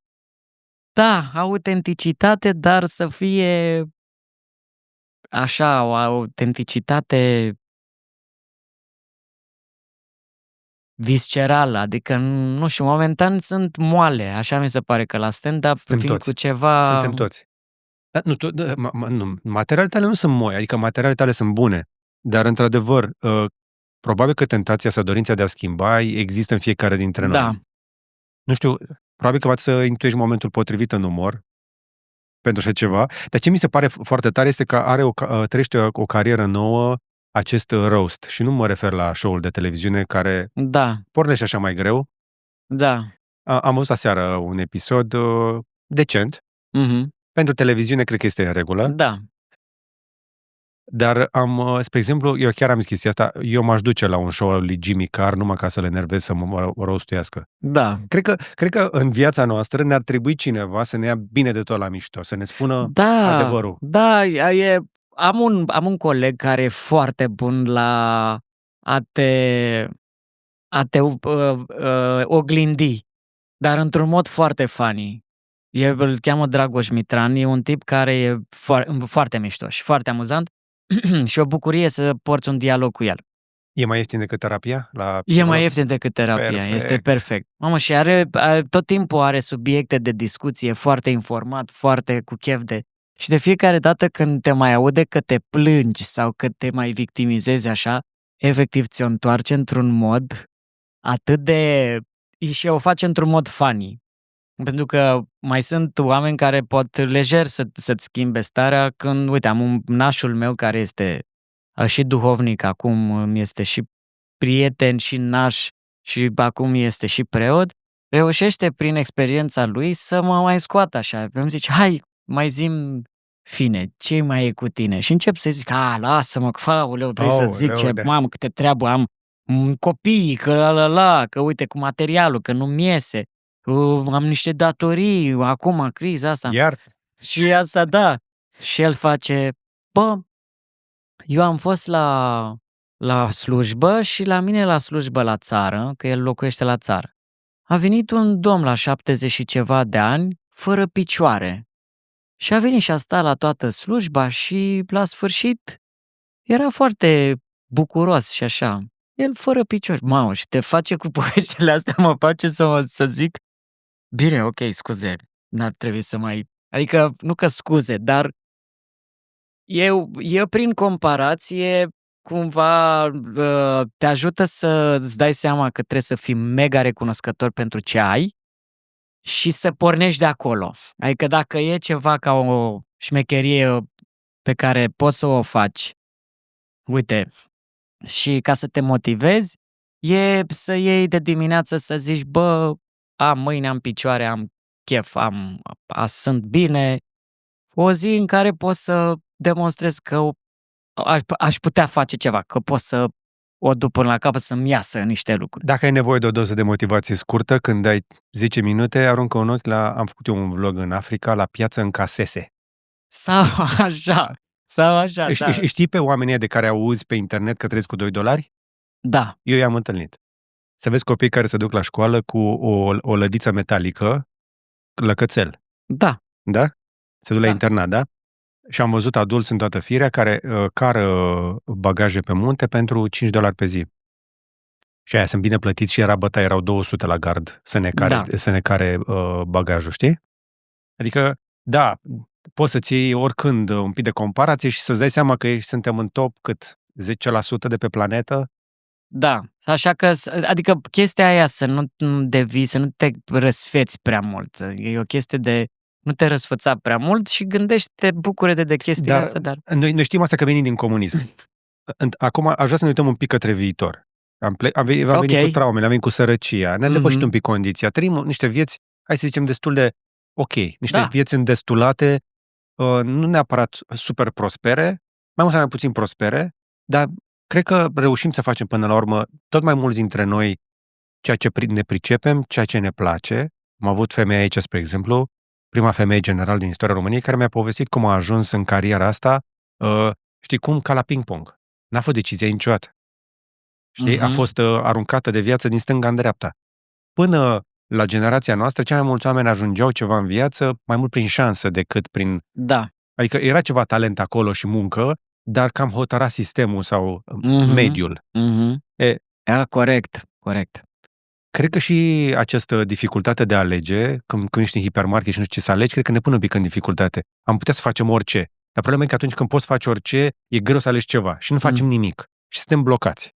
Și cred că blocajul ăsta este o problemă pe care nu știu că o rezolvăm noi, poate o rezolvă copiii noștri. Dar vorbeam despre ceea ce ți-ai dorit să faci. Ai zis că ai vrea să faci un rol mai profund. Însă, pe termen mediu și lung, cam care ți-e planul de viață? Cam ce-ți dorești să se întâmple pentru tine? Dar pentru tine, nu neapărat pentru tine în legătură cu ceilalți. Păi, mi-ar plăcea să am timp să merg mai mult la teatru, la film, la spectacole. Mi-ar plăcea foarte mult să mă duc într-o zonă să ascult povești. Îmi plac foarte mult poveștile. De când eram mic și ascultam basmele citite de taică-miu, îmi plac poveștile. N-am mai avut timp în ultima perioadă să mă uit la un film de artă, n-am mai avut timp în ultima perioadă să mă duc la cinematograf, să văd filme vechi, n-am mai avut timp să mă uit la un Fellini, n-am avut timp să mă duc la o piesă de teatru să-mi văd colegii, vreau să-l văd pe Adrian Nicolae în Comedia Erorilor, vreau să văd Afrin. E bun. Da, vreau să-mi văd colegii, am chef dar am chef să mă duc la un spectacol de stand-up și să nu fiu doar cu ochiul ăla, ce bună e bucata asta, ce mă enervează că a făcut-o eu. Dar eu de ce nu mai am inspirație? Aoleu, simt tensiunea asta, că vin ăștia din spate. Și vreau un pic, cred că nevoia de relaxare, un pic de a mai dilata un pic timpul, să zic așa. Ok. Să-l dilat un pic, să fie lucrurile mai așezate, să am nevoie, mi-ar plăcea foarte mult să fie, stai că de fapt mă duc acum în alte chestii, mi-ar plăcea să muncesc și pentru copii, în sensul de să fac voluntariat. Mi-ar plăcea să fac niște chestii de genul ăsta, să-mi aloc niște timp și pentru un ajutor, pentru ceva copii sau pentru bătrâni, aș face ceva voluntariat. Momentan, chestia asta de a face voluntariat îmi este, nu știu, o văd aproape imposibilă. Știi?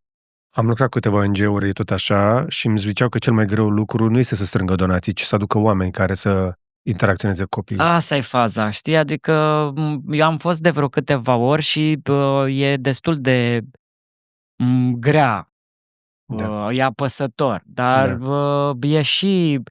Trebuie să o faci, cum ar veni, e un trebuie care... Iată, nu trebuie să faci nimic. Iată, o gândire a oamenilor care nu fac asta, știi? Și atunci cu cine faci? Oamenii care o simt să facă, care doar înțeleg despre ce e vorba. Da, unele lucruri, hai că sunt acolo, sunt de făcut, adică nu o fac pentru că aș vrea cineva să aibă grijă de mine la bătrânețe, nu o fac pentru că știu că am fost acolo și am văzut pe bătrâni. Am văzut cum au nevoie de interacțiune, au nevoie de conectare, sunt uitați. E o chestie foarte nasoală și nu-mi place să o văd. Bătrâni care sunt uitați și rămân pur și simplu ai nimănui, adică e o chestie de singurătate destul de nasoală. Suntem cu toții ai nimănui într-un fel sau altul. Da. Uite, a fost documentar recent cu copii abuzați prin centre. De la Recorder nu l-am văzut. Avem bătrâni o grămadă care sunt chinuiți, abuzați, li se iau. Am auzit de la un bătrân de aici din cartier o poveste recent. Nu mi-a cât mi s-a părut că este... Zice, de fii atent. Vezi că există o mașină, mi-a zis modelul, care umblă pe aici prin cartier și îi ochește pe bătrâni. Și după aia dispar. Și le iau casele. Pe bune, fi serios. Nu am văzut-o încă, dar începe să mi se pară... Da. Pentru că Da. dacă te uiți un pic, noi aici încă mai avem niște case cu niște bătrâni. Dispare una câte una și apare câte un bloc. Nu știu cum s-a făcut tranzacția, cum s-a făcut transferul de proprietate, ce s-a întâmplat cu omul ăla. Da. Și faza care e? Nu-i treaba mea, nu-mi bat capul. Aia e faza. De ce mă apuc eu? Nici măcar n-am acces la astfel de date, că nu sunt date privilegiate, nu poți să iei. Și nu știm unii de alții. Da. Chiar nu știm unii de alții. Uite, de asta mie îmi place foarte mult să mai stau și pe la țară. E altă atmosferă, alt vibe. Vibe-ul de țară e un pic altfel și de asta mă bucur că am ocazia ca în timpul verii, când lucrul e mai lejer, când mă duc în vară acolo, să am, nu știu, am prieteni aproape, vorbim despre lucruri importante, sunt vecini, mergem și ajutăm oamenii în sat, mă duc acolo, bineînțeles. La Bacău unde? Ce? La Bacău? Nu la Bacău, nu, eu am o casă la Albești. La Albești. Da. Și acolo mergem și facem activități. Îmi place foarte mult că familia nașului meu se ocupă de chestia asta, merg, fac programe, se implică. Deci părinții de acolo cu părinții din sat, cu preoții de la biserică, fac chestii pentru comunitatea de oameni de acolo și e în continuare faină comunitatea.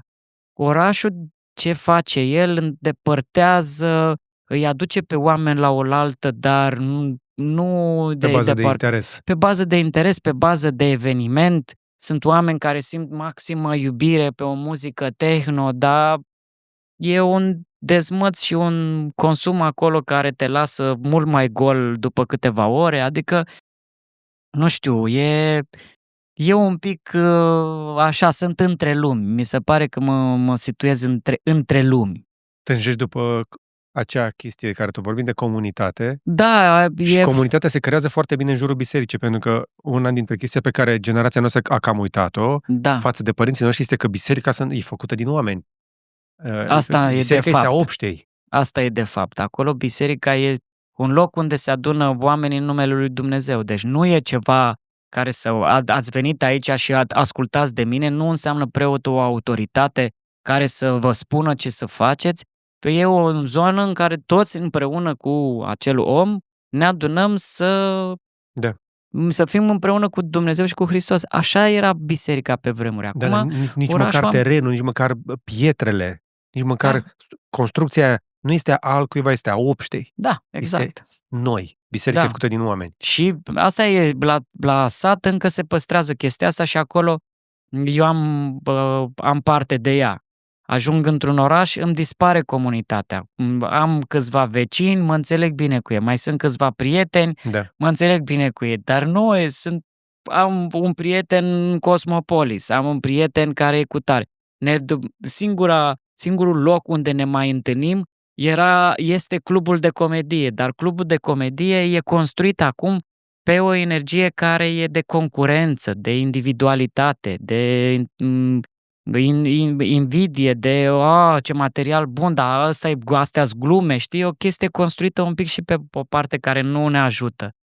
Era mai fain înainte și eu simt nevoia acum, ca să zic așa, eu simt nevoia de a ne sprijini mai mult unii pe ceilalți în zona asta de comunitate de comedianți, de a ne sprijini, de a ne promova. Simt așa că sunt într-un loc unde parcă mi-e rușine să mă promovez. Parcă ceea ce fac nu e atât de wow. Te înțeleg perfect, am simțit același lucru în televiziune. Adică pe promo-uri, echipă, cântăm, facem, dar în realitate când ai de greu, acolo se numără ăia 1, cât ai zis, 2? Da, maxim. așa e. Dar e mare lucru să ai și pe aia. Și e bine să ai până la urmă oameni pe care să-i suni. Care e definiția unui prieten? Cred că cea mai simplă definiție e la pe care îl suni și la orice oră vine să te ajute. Da. Câți dintre noi avem pe cineva în telefon care să facă asta? Da. Și mai ales să te oferi disponibil, că uite, o chestie pe care am avut-o să fii și tu disponibil pentru același lucru. Căci observ, te învață copiii o grămadă de chestii, îți dai seama. Ieri am avut un episod cu fiul meu, de asta sunt un pic așa încărcat, tensionat, pentru că am avut un episod cu fiul meu că mi-a răspuns foarte obraznic. Știi, și m-am luat o raznă, am luat foc. Păi trebuie să te testeze. Da. Și am așa fost, testează. mamă, deci fai de mine, pe bune, leu, știi cum niște... Și în fine, și am zis, zic, bine, ok, ne-am ciondănit, ne-am certat, la, și că să-l ajut la o temă, la matematică. Și ăștia ce fac matematica pe care o fac acum este cu totul altfel. Este mai degrabă personalitatea profesorului de matematică decât formula What? matematicianului. Așa am descoperit-o ieri. Bine că nu aveți faza aia cu 2 plus 2 nu e egal cu 4. Da, Că este rasist. da, ok. Dar faza a fost că i-am zis, zic, băi, uite, eu matematica pe care am făcut-o și mi-a zis, tati, mă ajut la temă sau nu? N-am nevoie să-mi explici. Da. Zic, ok, luăm o pauză. Când suntem amândoi disponibili de a face treaba asta, vin și te ajut. Și am zis următoarea chestie. Deci, dacă vrei să facem această treabă, uite, și eu mă pun disponibil, trebuie să te pui disponibil. Adică, trebuie să mă lași și pe mine să te întreb și să mă lași și pe mine să-ți explic cum știu eu. Să te învăț un pic cum știu eu și învățăm împreună. Hai să ne învățăm împreună. Cu chiu cu vai, după o zi întreagă de scandal, de plânsete, de dus într-o cameră, întors dintr-o cameră, am ajuns pe la 7 seara la un consens. De să înțeleg cum i-au învățat la școală și cum am învățat eu la școală. Pentru că fiind în școală privată la Waldorf, nu se bazează pe matematică. Iar eu ce matematică am făcut matematica pe formulă. Învățai formula, aplicai formula, învățai... Păi există altceva la matematică? Păi asta încercam să explic. Nu, că aici, la matematica pe care o fac, hai să gândim. Hai să gândim matematic. Și atunci ideea este ca să ajungem noi până la formulă, hai să gândim cumva noi să ajungem la formulă. Ceea ce așa a fost... Cred că o să te ajute, îți recomand o carte, Al patrulea val, Fourth Turning. Al patrulea val? Da. Explică exact generația asta. Ok, pentru că a fost o carte care era al treilea val, e după cartea respectivă, a fost o carte care se chema Aveam în casă, al treilea val, și care povestea un pic despre generația noastră. Bă, nu știu, s-ar putea, că noi suntem al treilea val. Noi suntem al treilea val. Ei sunt valul al patrulea, sunt aia care o să fie bunicii abonomi. Couldn't be bothered, știi, nu-i poți să deranja, nu-i poți să enerva. Ok. Și o să fie bunicii aia de treabă, nu supără pe nimeni. Da, hai că vine aici la bunica, să face bunica o clătită. nu sunt din aia care, hai să luăm toporul, ne ducem în pădure, facem acum o cabană. Știi? Sau inamicul, să ne strângem, haideți toată lumea la luptă. Nu sunt genul. Dar după ei vine iarna. Adică ei aduc iarna. Iarna generațională și din chestia asta trebuie să se nască o nouă generație. Se reduce totul pentru cei care nu au chef să citească cartea, că oamenii puternici aduc vremurile bune. Da. Vremurile bune aduc oamenii slabi aduc vremurile proaste aduc oamenii puternici. Da. Noi suntem acum în etapa cu vremurile bune pe care noi le-am construit. Și oameni slabi. Da, eu nu pot, deci nu mă lasă chestia asta. N-ai de ales.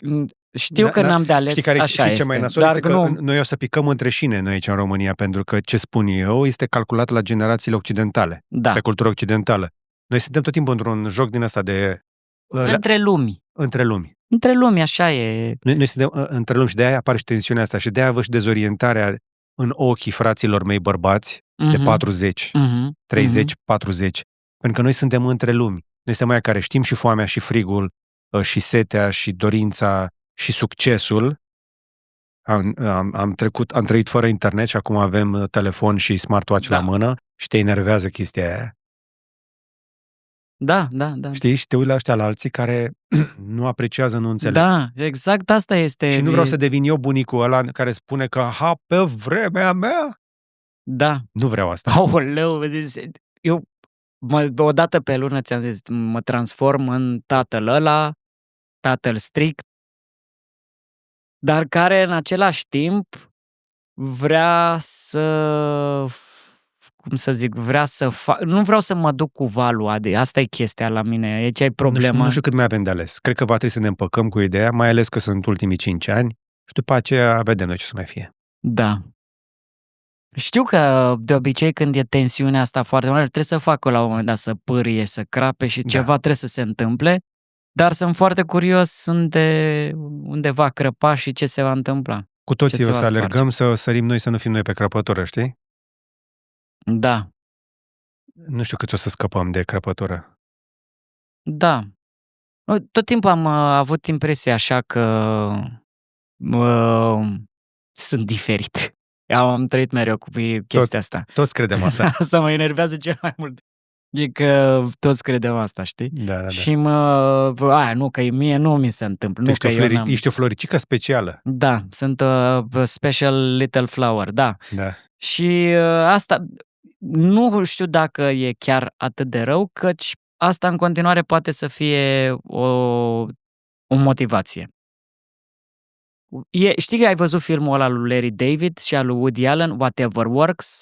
Da. Mie mi s-a părut, în momentul respectiv, uite-te și tu cum e o gândire filozofică foarte utilă pentru oameni acum. Whatever works. Atâta timp cât ceva te ajută să funcționezi și să nu dai... Lasă-o să meargă până la un moment dat nu mai merge. O schimb cu ceva ce merge. I don't know. Nu știu nimic apropo de... Asta e problema, că este mai multe necunoscute decât cunoscute. Prea multe opțiuni. Și nu știu încotro ne ducem. Și nu am o concluzie. Hai să ajungem și la final, că mai e și altă treabă. Da. Te-am ținut un pic. Cât e ceasul? E 11 și 11. Dacă e foarte bine. Love maxim. Super tare. Da. Îți mulțumesc că ți-ai făcut timp. Știu că ești un om ocupat și că alergi în toate direcțiile. Te văd foarte activ și ai respect de hustle. Da, să știi că funcționez foarte tare pe zona dacă ne-am conectat, atunci ne-am conectat real, fac treaba asta. Adică orice ne-am zice și mă conectez cu cineva și ne propunem o chestie, o fac. Adică timpul meu, dacă îmi primesc un mail și în mailul respectiv nu am nicio treabă cu omul respectiv, zic, din păcate nu am timp. Haide, vrei să fii acolo? Nu am timp. Dar dacă m-am ajuns acolo și efectiv a fost chiar conectare de adevărată între noi doi, am zis, da, clar, fac cumva. Și mă tot gândeam să-ți dau mesaj, bine că mi-ai dat tu, mă tot gândeam, cum să-mi fac timp pentru... Dar a fost true. Da, te-am văzut foarte agitat, că ați avut turneu de lansare cu filmul și te-am lăsat. Da, a fost perfect aia, a fost super. Și mulțumesc frumos. Mi-ar plăcea să porți odată totuși bluza aia de la mine, dacă îți mai vine. Nu mai îmi vine, pentru că am făcut următoarea, aia cu Grinch, dar o poartă fiul meu. Serios? O mai ai? O am, cum adică, o am. Am și încălțările alea odioase. Balenciaga aia, fake-urile alea. Ce mai am? Mai am alea de scărpinat, care... Deci tu le-ai păstrat toate alea? Deci le-am păstrat. Îți mai dau un Nokia astăzi, un Nokia 110. Poți să-l folosești pe post de armă albă dacă vrei, supozitor sau chiar telefon. Poți să vorbești la el. Nokia 1110? Nu, 110. 110, da. Un telefon atât, cât un săpun duru. Da, îmi doresc foarte bine, la jumătate de grăsime. Deci îmi doresc un telefon dintre ăla, gata, oficial. Perfect, ăla-i. Constantin Bojoc, supranumit Costel, îți mulțumim foarte mult pentru vizită aici în studio. Ne revedem după ceva vreme, ne revedem rar, dar ne vedem cu mare bucurie și am transformat o conversație la 2 pare de apă într-un podcast. Dacă vreți să-l urmăriți, știți pe unde îl găsiți. Încă o dată, hai să le mai zicem oamenilor, în afară de Vecina, care încă e în cinema și merge bine, felicitări încă o dată, Bravo Films și felicitări pentru film. Mai zi o dată de show de la Sala Palatului. 28 octombrie, ora 20, Sala Palatului, greu de glumit, un show de stand-up cu Teo Vio și Costel și cu 2 openeri, Gabriel Dumitriu și Vlad Olteanu. Perfect. Cred că vin. Da, chiar cu drag te invităm. Sala Palatului e greu de umplut. Da. Suntem pe la greu 2000... de umplut, greu de umplut. Bă, așa o să fie, greu de umplut. Uite, cred că cu asta o să și începem. Greu de umplut. Show la Sala Palat. Unde e un Ștefan Bănică când ai nevoie de el? Da, exact. Da, în deschidere Ștefan Bănică. În deschidere Ștefan Bănică. Mamă, cum ar fi? Uite, să-i dai toate încasările ca să fii sigur că... Îți dai seama. Bine, gata, am ajuns la final. Încă o dată le mai mulțumesc sponsorilor noștri, cei de la Elfi, producător de, știți voi, la nevoie se cunoaște. Aveți link în descriere pentru cei de la Elfi, le mulțumim pentru sponsorizare. Dacă vrei și tu să ne susții sau să cumperi reclamă aici, scrie-ne pe contact@aronbuhnich.ro. Vreau să le mai mulțumesc membrilor noștri, abonați, care ne susțin cu plățile lor lunare, care țin luminile aprinse. Dați un like dacă v-a plăcut, un share să vadă și prietenii și un subscribe dacă n-ați făcut-o deja și până data viitoare, să vă fie numai bine.